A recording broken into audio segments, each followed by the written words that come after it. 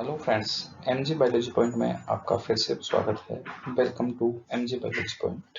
आज का जो हमारा टॉपिक वो पादप प्रजनन प्लांट प्रोडक्शन का सबसे लास्ट टॉपिक है, यानी भ्रूण का विकास और भ्रूणपोष का विकास। ये काफ़ी इम्पोर्टेंट टॉपिक रहता है, कई बार क्वेश्चन ऐसे पूछ। दोहरा निषेचन के बाद अब जो हम पढ़ते हैं वो पढ़ते हैं निषेचन उपरांत होने वाले परिवर्तन, यानी आवर्तबीजी पादपों में निषेचन के बाद बीजांड में क्या क्या परिवर्तन होते हैं। जैसा कि दोहरा निषेचन में हम पढ़ चुके थे कि जो यहाँ पर द्वितीयक केंद्रक था वो निषेचन करके अब बना चुका है प्राथमिक एंडोस्पर्म न्यूक्लियस, यानी प्राथमिक भ्रूणपोष केंद्रक, जिसे PAN से दर्शाते हैं। जबकि सत्य निषेचन जो हुआ था उसके द्वारा बना था युग्मनज। अब इनमें होने वाले परिवर्तनों का हम अध्ययन करते हैं। तो सबसे पहले हम बात करते हैं कि जो प्राथमिक भ्रूणपोष केंद्रक होता है वो आगे चलकर निर्माण करता है भ्रूणपोष का। याद रखें, ये एक त्रिगुणित संरचना होती है, 3N है। कई बार कंपटीशन में पूछा जाता है ये। तो जो भ्रूणपोष है वो किस प्रकार से बनता है, तो ये बीजांड के अंदर संरचना है। तो इसके बारे में हम पढ़ते हैं। तो जैसा कि ये एक अब निषेचित हो चुका है और ये हो गया प्राथमिक भ्रूणपोष केंद्रक। तो भ्रूणपोष के निर्माण के दौरान यहाँ पर जो भ्रूणपोष बनता है मुख्यतः 3 प्रकार का बनता है। पहला हम बात करते हैं केंद्रकीय भ्रूणपोष, दूसरा कोशिकीय भ्रूणपोष और तीसरा होता है हेलोबियल भ्रूणपोष। तो इन तीनों के बारे में हम स्टडी करते हैं। सबसे फर्स्ट बात करते हैं हम केंद्रकीय भ्रूणपोष की। जो केंद्रकीय भ्रूणपोष है उसमें होता क्या है कि सबसे पहले जो प्राइमरी एंडोस्पर्म न्यूक्लियस है त्रिगुणित, ये केवल केंद्रक विभाजन करता है, केवल केंद्रक विभाजन होगा। यहाँ पर कोशिका द्रव्य विभाजन नहीं होगा। तो विभाजन होते हुए लाखों की संख्या में ये केंद्रकों का निर्माण कर लेता है। इस तरह से ये बहुत सारे केंद्रक बन जाते हैं और ये जितने भी केंद्रक हैं प्रारंभिक तौर पर परिधि की ओर जमा रहते हैं, यानी ये कोशिका भित्ति है, इसके चारों तरफ बने रहते हैं और बीच में एक रिक्तिका सी बनी रहती है। लेकिन बाद में ये रिक्तिका भी भर दी जाती है और ये पूरी तरह से कोश केंद्रक चारों तरफ से इसको कवर कर लेते हैं। इस तरह से ये पूरा केंद्रक बन जाता है। केंद्रक बनने के बाद इन केंद्रकों के ऊपर कोशिका भित्ति बनती जाती है और ये केंद्रक से कोशिकीय अवस्था में कन्वर्ट हो जाता है। तो इस तरह से ये कोशिकाएं बन जाती हैं। यहाँ पर हमारा युग्मनज है ये, उसके बारे में हम बाद में डिटेल पढ़ेंगे। फिलहाल हम भ्रूणपोष पढ़ रहे हैं तो इसलिए इस पर ध्यान देते हैं। तो इस तरह से ये केंद्र की अवस्था में आ जाता है। चूँकि यहाँ पर हम पहले देख रहे हैं कि पहले बहुत सारे केंद्रक बने हैं, इसलिए इस प्रकार के भ्रूणपोष को कहते हैं हम केंद्रकीय भ्रूणपोष। इस प्रकार का भ्रूणपोष जो मिलता है वो मिलता है एक बीजपत्री पादपों में। जितने भी एक बीजपत्री पादप होते हैं उनमें ये ही प्रकार का भ्रूणपोष बनता है।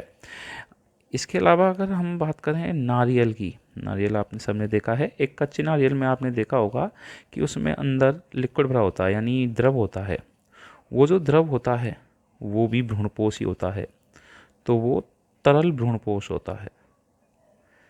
ये भी कई बार क्वेश्चन बनता है कि जो नारियल में तरल भ्रूणपोष है वो उसका द्रव है, लिक्विड, नारियल पानी जिसे हम कहते हैं।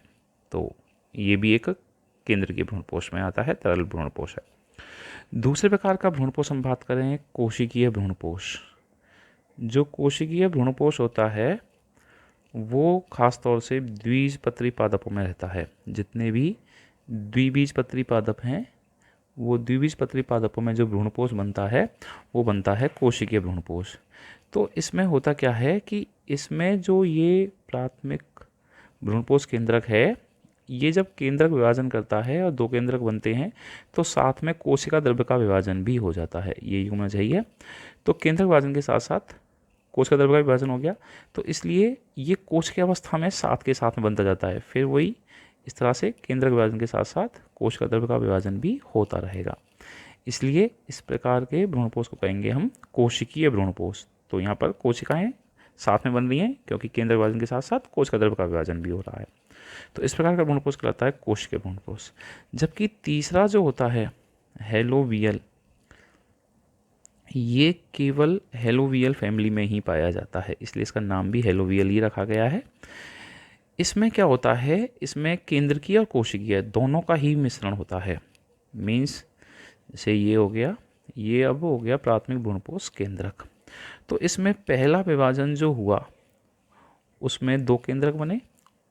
अब इन केंद्रकों में कोशिका द्रव्य का विभाजन हुआ तो 2 कोशिकाएं बन गई। उसके बाद आगे अब ये केवल केंद्रीय विभाजन ही करेगा। पहले कोशिका विभाजन हुआ लेकिन अब ये केंद्रीय विभाजन ही करेगा।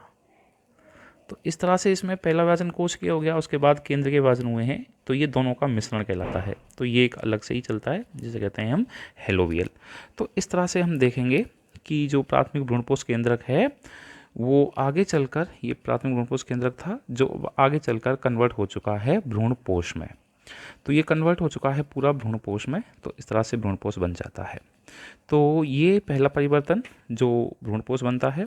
दूसरा जो परिवर्तन होता है वो बनता है भ्रूण का निर्माण, एम्ब्रियो यानी भ्रूण का निर्माण।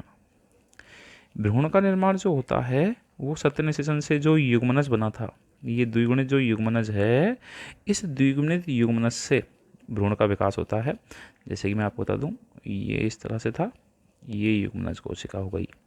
तो ये युग्मनज कोशिका थी, यहाँ पर आप जान लें ये पूरा भ्रूणपोष बन चुका है। ये बन गया है हमारा भ्रूणपोष। तो ये अब युग्मनज जो है ये अब निर्माण करेगा भ्रूण का।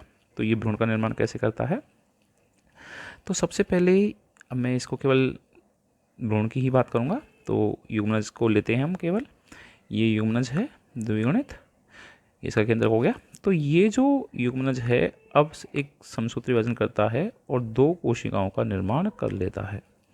इस तरह से ये 2 कोशिकाएं बन जाती हैं। इसमें से जो बड़ी कोशिका होती है ये होती है आधारीय कोशिका, जबकि जो छोटी कोशिका होती है उसे हम कहते हैं भ्रूणीय कोशिका। भ्रूणीय कोशिका, जो आधारीय कोशिका होती है वो सदैव बड़ी होती है आकार में, और जो भ्रूणीय कोशिका होती है वो आकार में छोटी होती है। इसके अलावा जो आधारीय कोशिका होती है ये ध्यान रखें हमेशा बीजांड द्वार वाले सिरे की ओर होती है, बीजांड द्वार वाले सिरे की ओर, जबकि जो भ्रूणीय कोशिका होती है वो निभाग की ओर होती है। ये आप ध्यान रखें। जैसे कि ये है, तो यहाँ पे मैं आपको बता दूं ये एक युग्मनज कोशिका है। अब इसने जब विभाजन किया तो 2 कोशिकाएं बनी। ये तो बनी एक छोटी वाली कोशिका जिसे हम कहेंगे भ्रूणीय कोशिका, जबकि ये बनी एक बड़ी कोशिका जिसे हम कहेंगे अब आधारीय कोशिका। तो ये 2 कोशिकाएं बन चुकी हैं। ठीक है, यहाँ पर आप देखो ये बीजांड द्वार इधर दर्शाया है, लेकिन अभी मैं फिलहाल इस बीजांड द्वार को इस तरह से दर्शा रहा हूँ। ये आप थोड़ा सा ध्यान रखें इसको। तो इसमें अगर हम देखें तो इसके बाद तो ये हो गई आधारीय कोशिका और ये हो गई भ्रूणीय कोशिका। अब ये जो आधारीय कोशिका है, ये आधारीय कोशिका फिर क्रमागत विभाजन करती है और 8 से 10 कोशिकाओं का एक समूह बना लेती है। ये 8 से 10 कोशिकाओं का एक समूह बन गया। इस समूह को हम कहते हैं निलंबक, निलंबक यानी सस्पेंसर। और ये नीचे हो गई है इसकी भ्रूणीय कोशिका। ये निलंबक जो है, इस निलंबक की जो सबसे ऊपर वाली कोशिका है जिसे हम कहते हैं चूषकांग, ये जो कोशिका है भ्रूणपोष से पोषण लेकर इस भ्रूणीय कोशिका को प्रदान करती है। तो इसका काम होता है पोषण प्राप्त करना। इस निलंबक की जो सबसे निचली वाली कोशिका होती है इसे कहते हैं हम हाइपोफाइसिस, हाइपोफाइसिस। ये हो गई हाइपोफाइसिस। ये जो हाइपोफाइसिस है आगे चलकर मूल गोप बनाने में काम आती है, मूल गोप बनाती है। तो ये निलंबक कंप्लीट बन चुका होता है विभाजन से आधारीय कोशिका से, जबकि ये दूसरी भ्रूणीय कोशिका है। अब इसके बारे में हम बात करते हैं। तो ये जो भ्रूणीय कोशिका है अब आगे चलकर अपना विभाजन करती है। ये निलंबक हो गया, एक अनुप्रस्थ किया, एक अनुदैर्ध्य किया और एक परिणत विभाजन किया। तो इस तरह से ये 8 कोशिकीय समूह बदल जाता है, जिसे हम कहते हैं अष्टांशक। ये अष्टांशक बन चुका है। तो इस अष्टांशक में 4 कोशिकाएं तो ये भीतर की ओर होती हैं, एक, जबकि ये 4 कोशिकाएं बाहर की ओर होती हैं। अब आप देखेंगे इसमें से 4 कोशिकाएं ये जो हाइपोफाइसिस है इसकी ओर होती हैं। इन्हें हम कहते हैं, ये जो 4 कोशिकाएं 1 2 3 4 ऊपर की ओर हाइपोफाइसिस की ओर हाइपोबेसल कोशिकाएं, ये कहलाएंगी हाइपोबेसल कोशिका। जबकि इसके विपरीत में जो 4 कोशिकाएं होती हैं उन्हें कहते हैं हम एपीबेसल। ये कोशिकाएं बन चुकी हैं। उसके बाद ये जो अष्टांशक है आगे और विभाजन करता है और एक 16 कोशिकीय समूह में बदल जाता है। इस 16 कोशिकीय समूह में 8 बाहर की ओर कोशिकाएं और 8 ही अंदर की ओर कोशिकाएं हैं। बाहर वाली जो कोशिकाएं होती हैं, जो डर्मेटोजन होती हैं, ये बाह्य त्वचा या बाह्य आवरण का निर्माण करती हैं, जबकि अंदर जो होती हैं इनर सेल मास, आंतरिक कोशिकाओं का समूह होता है, ये आगे चलकर भ्रूण का बीज पत्र का निर्माण करने का काम करती हैं, जबकि ये बाह्य परतों का निर्माण करता है। तो अब ये जो गोलाकार भ्रूण है ये होगा गोलाकार भ्रूण। इस गोलाकार भ्रूण से अब आगे चल के बन जाता है हृदयाकार भ्रूण। तो ये इस तरह से हृदयाकार रूप ले लेता है। तो ये जो हृदयाकार रूप बना है, इस हृदयाकार में ये जो 2 पालियां हैं, ये 2 पालियां अब आगे चलकर बीज पत्रों का निर्माण करती हैं। ये निलंबक है ही, और ये बाहर वाली कोशिकाएं हो गई। जहां पर ये दोनों पालियां होती हैं, आप देखें अब ये दोनों पालियां लगातार वृद्धि करती जाएंगी और बीज पत्रों का निर्माण करेंगी। इस तरह से ये बीज पत्रों का निर्माण करेंगी। जहाँ पर ये दोनों पालियाँ जुड़ी होती हैं वहाँ पर ही भ्रूणीय अक्ष होता है। ये भ्रूणीय अक्ष होता है। इस भ्रूणीय अक्ष का जो हाइपोबेसल की ओर सिरा होता है वो मूलांकुर होता है, जबकि इसके विपरीत वाला जहाँ पर ये दोनों बीज पत्र या पालियाँ जुड़ी होती हैं ये प्रांकुर बनाएगा। ये बनाएगा मूलांकुर और ये बनाएगा परांकुर। मूलांकुर से आगे चलकर मूल बनेगी और प्रांकुर से प्ररोह का निर्माण होगा और ये कन्वर्ट हो जाएगा बीज पत्र में। तो इस तरह से ये पूरी संरचना एक भ्रूण के रूप में बदल जाती है। ये ध्यान रखें, ये सब घटनाएं बीजांड के अंदर ही हो रही हैं। ये बीजांड में आपको दर्शा देता हूँ वापस, ताकि आपको कोई कन्फ्यूजन ना रहे। तो यहाँ पर ये कन्वर्ट हो चुका है पूरा। इस तरह से ये 2 बीज पत्र बन चुके हैं इससे, और यहाँ पर ये भ्रूणीय अक्ष है। ये वाला जो संरचना ये आपको दिखाई जा रही है वो ये है। ध्यान रखें, ये इधर बीजाणु द्वार दिखा रखा है, जबकि इसमें इधर बीजाणु द्वार दिखा रहा है। इधर ये बीजाणु द्वार था और ये आपका बीजाणु ग्रंथ हो गया। तो इस तरह से ये कन्वर्ट हो जाता है पूरा बीज में। अब आप देखेंगे इसमें से जो बीजांडकाय था वो लगभग समाप्त हो चुका है, पूरा भ्रूणपोष समाप्त हो चुका है। क्योंकि जब ये भ्रूण का परिवर्तन हो रहा होता है तब भ्रूणपोष जो होता है वो पोषण देते हुए नष्ट हो जाता है और बीजांडकाय भी पोषण देते हुए नष्ट हो जाता है। तो जो बीजांड है वो बीजांड निषेचन के बाद क्या क्या है, जैसे कि आपको बताया था, बीजांड के जो अंदर भ्रूण कोष था, भ्रूण कोष था पहले, आपको पता हो तो संरचना में आप याद करें, पीछे संरचना देखें बीजांड की। उस भ्रूण कोष में से जो अंड कोशिका होती है वो तो कन्वर्ट हो चुकी थी युग्मनज में, और युग्मनज बदल चुका था भ्रूण में। तो यहाँ पर ये भ्रूण बन चुका है। भ्रूण कोष के ऊपर था बीजांडकाय, ये भी नष्ट हो जाता है, पोषण के दौरान नष्ट हो जाता है। साथ में भ्रूण कोश में जो द्वितीयक केंद्रक था, द्वितीयक केंद्रक, उसने बनाया भ्रूणपोष, भ्रूणपोष, ये भी पोषण देते हुए नष्ट हो जाता है।